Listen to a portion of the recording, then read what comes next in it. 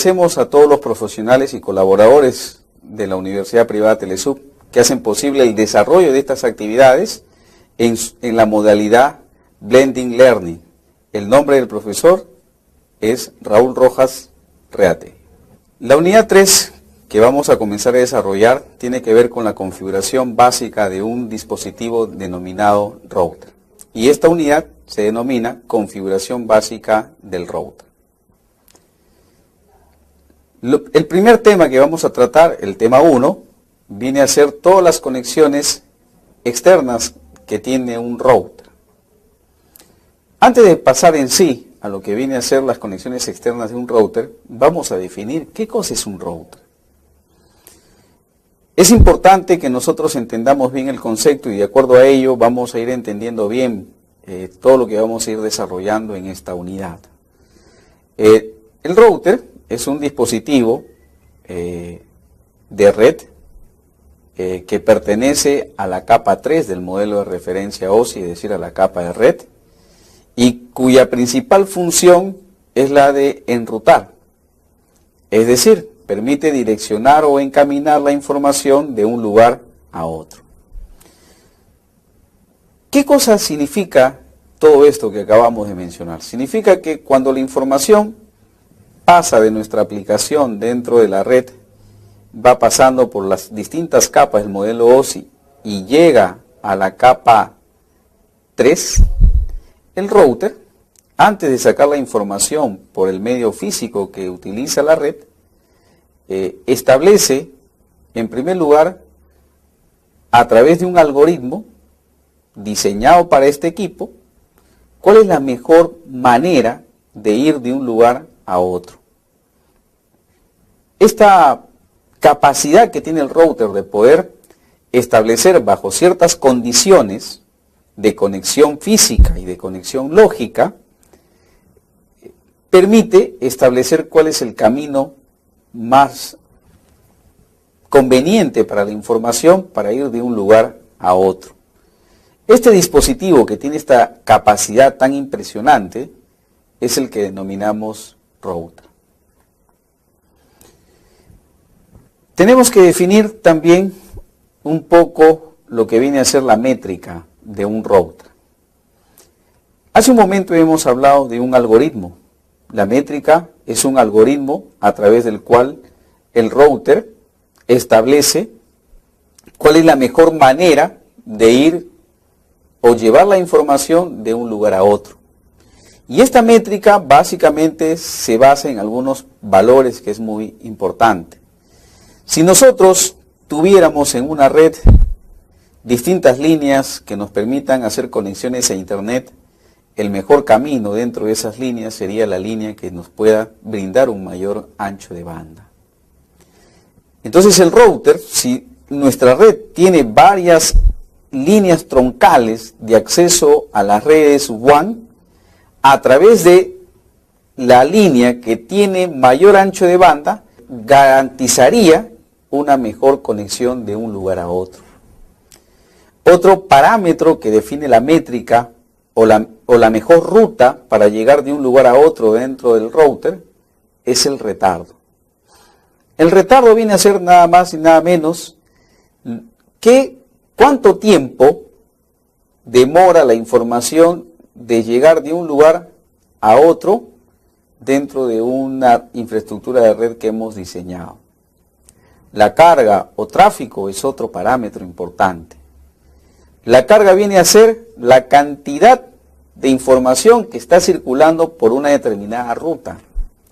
Cuanto más carga tenga o cuanto más volumen de tráfico tenga, significa entonces que será una ruta poco recomendada para llevar la información por ese lugar. Y la otra característica que define cuál es la mejor ruta para ir de un lugar a otro también viene a ser el número de saltos. Es decir, cuántos equipos routers tenemos que ir conectando para llegar de un lugar a otro. O cuántos nodos o elementos activos de la red, pueden ser servidores también, consultamos para llegar de un lugar a otro. cuanto más dispositivos usemos, tendremos más saltos. Y el salto no define una distancia geográfica, define una distancia lógica. Por ejemplo, si ustedes ingresan a una página web como la del navegador o la del buscador Google, ustedes van a notar que esta página web ingresa muy rápidamente. Si ustedes ingresan a otra página cualquiera que ustedes deseen, como podría ser la página de nuestra universidad, la Universidad Privada Telesub, van a darse cuenta que demora un poco más en cargar la página.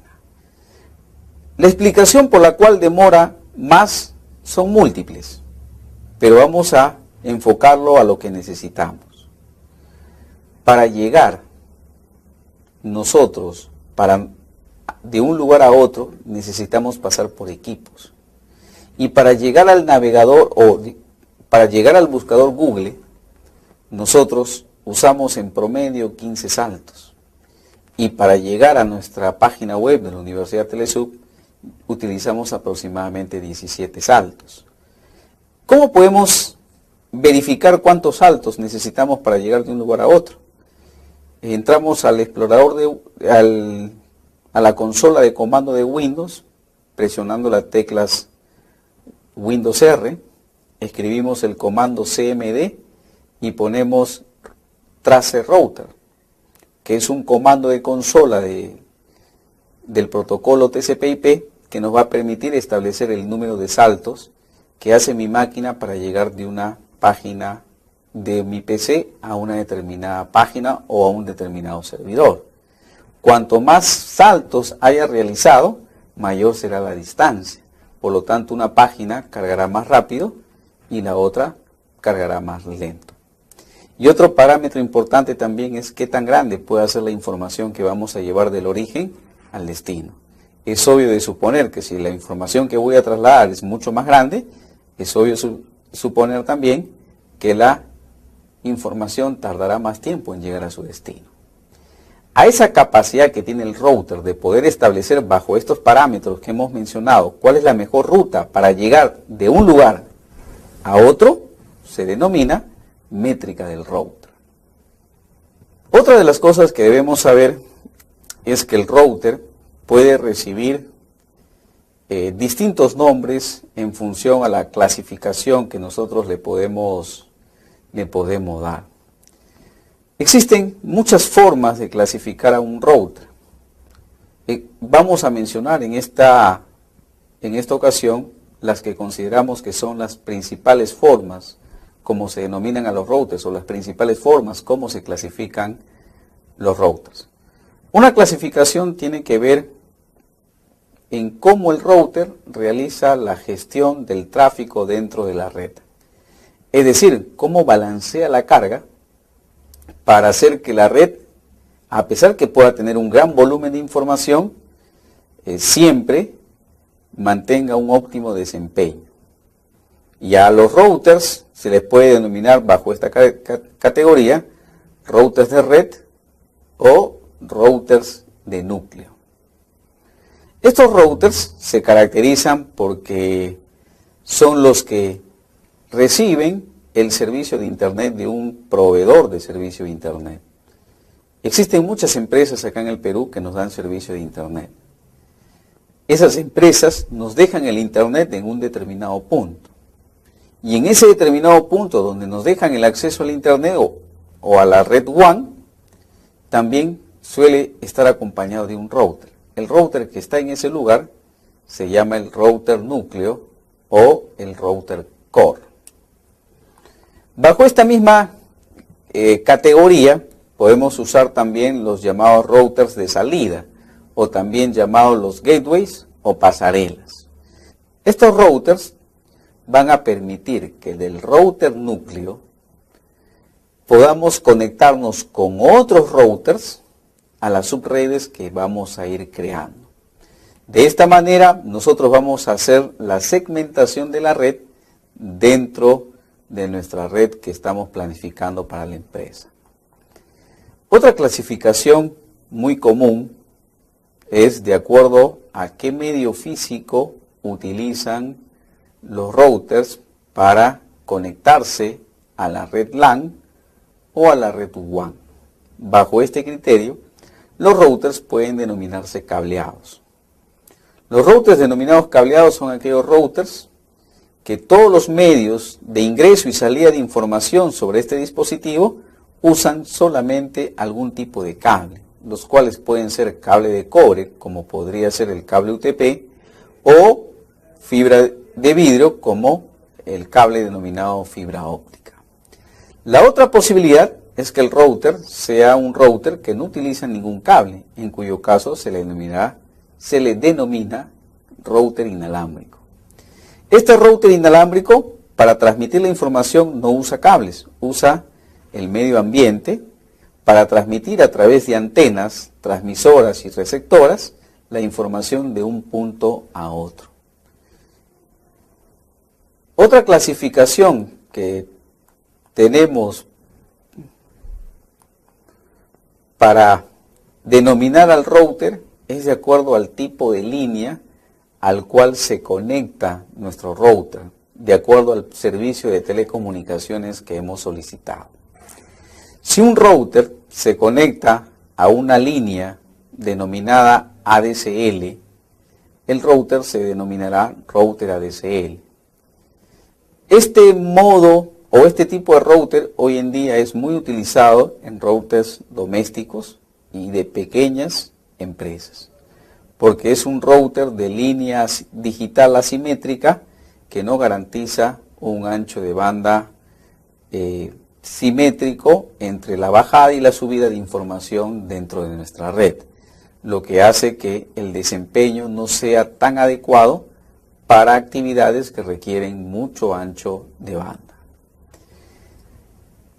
Otro router que se usa hoy en día mucho son aquellos que pueden soportar conexiones a redes WAN denominadas ATM, es decir, modo de transmisión asíncrono. Estas redes de modo de transmisión asíncrono, también denominadas ATM, son redes que pueden transmitir video, sonido y datos. De tal manera que estas redes son usadas en redes corporativas que demandan un gran ancho de banda. Pero a esta red denominada ATM le ha salido una competencia que se llama la Red Digital de Servicios Integrados. Y los routers que soportan este tipo de conexiones se denominan routers RDCI. La Red Digital de Servicios Integrados es una red que puede ser usada tanto para usuarios domésticos como para usuarios empresariales, porque tiene dos modalidades. Uno que trabaja con ancho de bandas no muy grandes y otro que trabaja con ancho de bandas muy grandes. Por lo tanto, es la competencia de las dos tecnologías antes mencionadas, tanto del ATM como del ADSL. Esta tecnología garantiza pues obviamente también un video y un sonido de alta calidad. Otro router, aunque ya está siendo menos común cada vez más en el mercado, es el router llamado router FRAN Relay. Este router se basa en una tecnología que nos permite transmitir datos y a duras penas sonidos en alta calidad. Por ese motivo, esta tecnología o este tipo de routers llamado FRAN Relay son routers que hoy en día ya no se adecúan a las demandas y a las necesidades de las empresas y de los usuarios. Otra manera de clasificarlos a los routers es la función que van a cumplir dentro de una determinada red. En una red pequeña, al router que recibe la señal dentro de una empresa, la señal del proveedor de servicio de Internet, se le denomina router de acceso o router de abonado. Y este router suele caracterizarse porque incluye puertos para conexión WAN y conexión LAN. Es decir, son routers que pueden ser usados como un solo equipo para tener acceso a Internet para una cantidad de computadoras pequeñas. Otro router sería el router de distribución. Este router de distribución ya no está presente en empresas pequeñas o en usuarios domésticos. Está en usuarios corporativos y que tienen acceso a una red distinta a la del abonado, que tiene un mayor ancho de banda, y se les llaman routers de distribución. Dentro de una infraestructura de red donde nuestra red puede tener distintos edificios, al que se le denomina también campus, existe un router que es el que recibe la información y le lleva al resto de routers para distribuirla en todo el campus o en todos los edificios. Al router que tiene esta función se le denomina router de núcleo. Y cuando nosotros dentro de la empresa tenemos áreas que funcionan de manera autónoma del resto, entonces se usa un router para configurar su acceso WAN, denominado router de borde, ¿no? Esto básicamente se va a usar en redes grandes. Otra manera de clasificar a los routers es teniendo un criterio de programación. Los routers pueden programarse, y cuando pueden programarse se le llaman routers programables. Estos routers programables se caracterizan porque la configuración puede ser cambiada significativamente para adecuarse a las necesidades de cada empresa. Mientras que el router de configuración fija tiene una configuración preestablecida por el fabricante, y nosotros aceptamos esas configuraciones porque esas configuraciones se adecúan a nuestras necesidades. Y las configuraciones que podemos hacer son muy básicas. Por ejemplo, poner el nombre de acceso, por ejemplo, definir nombre de usuario, por ejemplo, definir el modo de transmisión de la red al cual nos estamos conectando, pero no tenemos mayor capacidad de modificación, solamente de elegir a través de opciones qué es lo que vamos a usar dentro de nuestra red, pero no tiene mayores capacidades. Mientras que un router programable tiene capacidades mayores. Yo puedo modificar incluso todo su sistema, cosa que no puedo hacer con un router de configuración fija. Otro criterio que podemos usar para clasificar a los routers es un criterio denominado de flexibilidad. ¿Qué cosa es la flexibilidad? Se denomina flexible a un dispositivo que es capaz de poderse adecuar a distintas necesidades. Pero sin embargo, un router ya viene con una fabricación establecida. Entonces los fabricantes han creado un sistema a través del cual se le puede insertar tarjetas a los routers, y esas tarjetas que se insertan a los routers van a permitir pues obviamente su flexibilidad, porque van a permitir agregar nuevos conectores para nuevas redes, van a permitir también modificar su configuración interna para tener un acceso mucho más rápido al equipo. A esta capacidad se le llama pues la capacidad de flexibilidad del router. El router que tiene esa capacidad de poderse modificar para permitir el acceso a nuevas características de la red se le denomina router modular. Y obviamente el que no permite esto se le denomina router no modular. Otro criterio es la capacidad que tiene el router de integrarse con otros routers. A eso se le llama la capacidad del bus.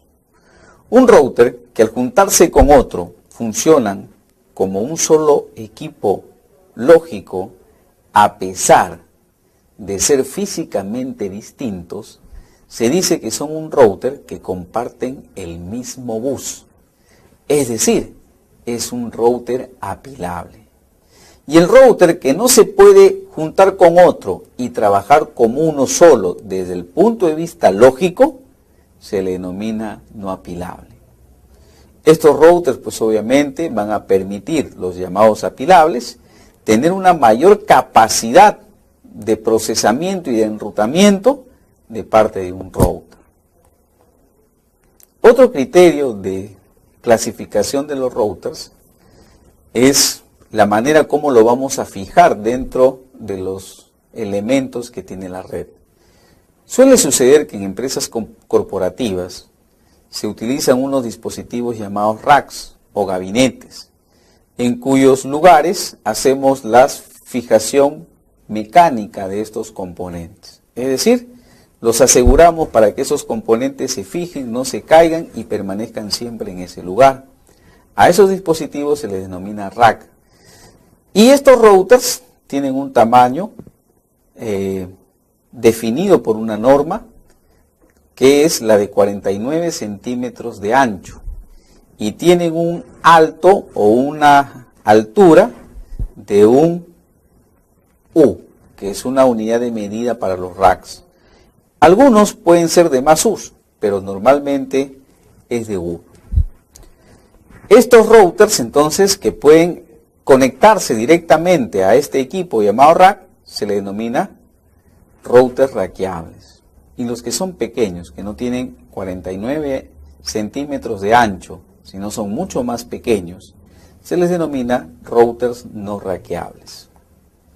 Ahora sí, vamos a entrar a definir cuáles son los componentes externos de un router. En primer lugar, si nosotros vemos físicamente un router, vamos a ver que en la parte de adelante, el router tiene en el chasis una serie de indicadores luminosos que nos van a ir indicando el estado de distintos componentes que tiene el router. ¿Cuáles son los componentes más típicos que tiene un router? En primer lugar, uno de los componentes externos que no puede faltar es el que permite la alimentación del dispositivo. Es un conector macho de 3 pines que me permite conectar el router a la instalación eléctrica. Otro componente externo que no falta en el router es el botón de encendido y apagado. Este botón de encendido y apagado va a permitir que nosotros decidamos en qué momento prendemos y en qué momento apagamos el router. Otro elemento muy importante del router son los puertos denominados LAN. Los puertos denominados LAN son aquellos que van a permitir al router interactuar con la red LAN. Dentro de esos puertos LAN tenemos los puertos denominados Ethernet, los cuales dependiendo del router pueden tener distintas velocidades. Pueden ser de 100 megabits por segundo, que es lo más común, al cual se le denomina Fast Ethernet, como ya vimos en lecciones anteriores. O el que puede soportar mayores velocidades, de 1000, se denomina puerto Gigabit o Giga Ethernet. Luego tenemos un puerto llamado el puerto de consola, que va a permitir a través de una PC ingresar al sistema del router para poder hacer su configuración. Y luego tenemos los puertos que nos permiten conectarnos a las redes WAN, al que denominaremos puertos seriales. Hay otros puertos que son opcionales, que yo tengo que comprar con un router. Por ejemplo, un puerto opcional es un puerto de fibra óptica.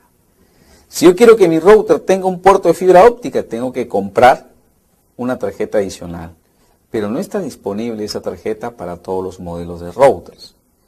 Tengo que yo fijarme qué modelo tengo, mirar la información técnica del fabricante y observar si ese router soporta tarjetas de fibra óptica. O si, por ejemplo, quiero agregarle una conexión WAN RDCI, también tengo que verificar en el manual del fabricante si el router con el que yo cuento es capaz de soportar este tipo de tecnología. O puedo agregar una tarjeta con esta tecnología. Otra tarjeta que puede ser opcional o no para un router es una tarjeta RDCI, que va a permitir el acceso a redes digitales. Otra tarjeta que puede ser opcional para los routers es una tarjeta FRAN Relay, que me va a permitir también conectarme a redes WAN. Pero todos estos se hacen a través de puertos que se denominan puertos seriales, cuyas características pueden ser muy variadas dependiendo del tipo de tecnología con la cual cuenta cada puerto.